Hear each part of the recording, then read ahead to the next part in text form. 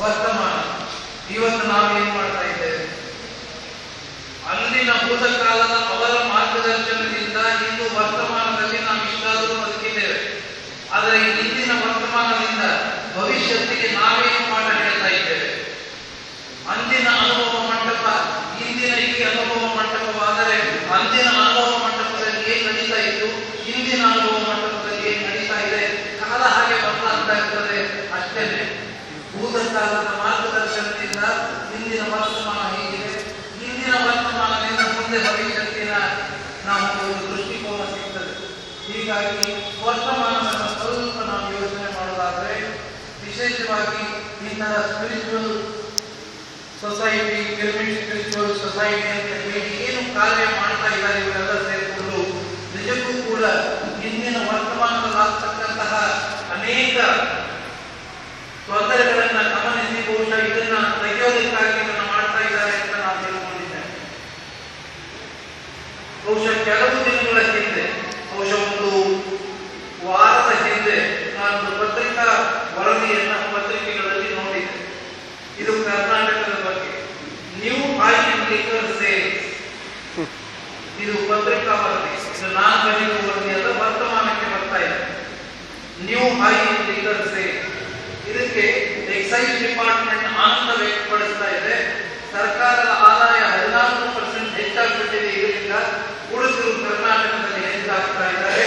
ಇದು ಇಂದಿನ ದರಿದ್ರವನ್ನು, ಇಂದಿನ ಸ್ಥಿತಿ. ಇಂತಹ ಒಂದು ಅದ್ಭುತವಾದ ಕಾರ್ಯಕ್ರಮಗಳಲ್ಲಿ ನಾವು ಚಿಂತನೆ ಮಾಡಬೇಕು. ಇದು ನಾವು ಮುಂದಿನ ಭವಿಷ್ಯಕ್ಕೆ ಕೊಡತಕ್ಕಂತ ಮಾರ್ಗದರ್ಶನವೇ. 14% ಜನ ಹುಡುಗರು ಹೆಚ್ಚಾಗ್ತಾ ಇದ್ದಾರೆ ನಮ್ಮ ದೇಶದಲ್ಲಿ. ನನ್ನ ದೇಶ ಬಿಡಿ, ನನ್ನ ಕರ್ನಾಟಕದಲ್ಲಿ. ಎನ್ನ ಚಿಂತೆ ಎನಗಲ್ಲದೆ ಪರಚಿಂತೆ ಎನಗೆ ಕೈ ಅನ್ನೋ ಹಾಗೆ ನನ್ನ ಕರ್ನಾಟಕದ ಬಗ್ಗೆ ನಾನು ಚಿಂತನೆ ಮಾಡ್ತೇನೆ. ಒಂದು ಕರ್ನಾಟಕದ ಬಗ್ಗೆ ಇತರ ಹೀನಾದ ಸ್ಥಿತಿಯಲ್ಲಿ ಹೋಗುವಾಗ ಎಷ್ಟು ಜನ ನಾವು ಕುಡಿತಾ ಇರ್ಬೋದು ನಮ್ಮ ಕರ್ನಾಟಕದಲ್ಲಿ. ಇದೇ ಅಧ್ಯಾತ್ಮ ಮಾತಾಡುವುದ್ರೆ ಇದನ್ನು ಮಾತನಾಡ್ತಾನೆ ಅಂತ ತಿಳ್ಕೋಬೇಡಿ. ವಾಸ್ತವವನ್ನು ಅರಿಯದೆ ಭವಿಷ್ಯತ್ತನ್ನು ಮಾತನಾಡಕ್ಕಾಗೋದಿಲ್ಲ. ಶರಣರು ಏನೇನು ಉತ್ತರ ಕೊಟ್ಟಿದ್ದಾರೆ, ಇದರಲ್ಲಿ ಎಲ್ಲದಕ್ಕೂ ಉತ್ತರ ಕೊಟ್ಟಿದ್ದಾರೆ. ಇದೇ ಪತ್ರಿಕೆಯಲ್ಲಿ ಎಷ್ಟು ಕುಡಿತಾ ಇರ್ಬೋದು ನಿಮಗೆ ಅಂದಾಜು ಏನಾದರೂ ಲೆಕ್ಕ ಇದೆ? ಇದೆಲ್ಲ ಆಯಿಲ್ ಯಜಮಾನರಿದ್ದಾರೆ, ಡೆಕಾಟಿಕೇಟರ್ ಯಜಮಾನರಿದ್ದಾರೆ. ಹಣದ ಬಗ್ಗೆ ಅವರಿಗೆ ತುಂಬಾ ಅರಿವಿದೆ. ಅಂತಹ ಅರಿವಿರುವ ಸಿರಿವಂತರೇ ಇರೋದು ಚಳಕೆರೆಯಲ್ಲಿ ನನ್ನ ಕಲ್ಪನೆಯಲ್ಲಿ. ಅಂತ ಸಿರಿವಂತರ ಮಧ್ಯದಲ್ಲಿ ಎಷ್ಟು ಜನ ನಮ್ಮ ಕನ್ನಡಿಗರು ಕುಡಿತಾ ಇದ್ದಾರೆ, ಎಷ್ಟು ಕುಡಿತಾ ಇದ್ದಾರೆ ನೋಡಿ. ನಿಮಗೆಲ್ಲ ಆಶ್ಚರ್ಯ ಆಗ್ತದೆ. ಅಂದಾಜು ವರ್ಷಕ್ಕೆ 30,000 ಕೋಟಿ ರೂಪಾಯಿಯನ್ನ ಕುಡಿತಾ ಇದ್ದಾರೆ. ಇದು ಏನು ಹಣ? ಇದು 30,000 ಕೋಟಿ ರೂಪಾಯಿ ಹಣವನ್ನು ಕುಡಿತಾ ಇದ್ದಾರೆ. ಇದು ಕುಡಿತಾ ಇರ್ತೀವಿ.